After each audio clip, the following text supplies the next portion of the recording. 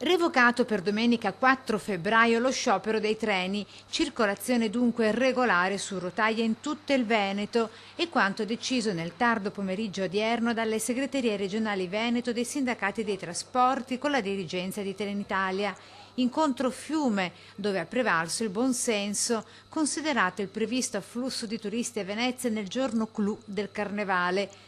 Non ci saranno invece convogli supplettivi, così come richiesto dall'amministrazione comunale, anche per cercare di far rispettare il numero chiuso, ovvero le 20.000 presenze nel salotto della città in piazza San Marco. Al contrario, aumentate le corse da Venezia verso le province di Padova e Treviso. Per quanto riguarda l'offerta aggiuntiva, quest'anno la scelta del Comune è stata di non chiedere effettuazioni di treni in arrivo a Venezia. Ci saranno qualche treno, soprattutto verso Padova e Treviso, in modo particolare la domenica per il deflusso.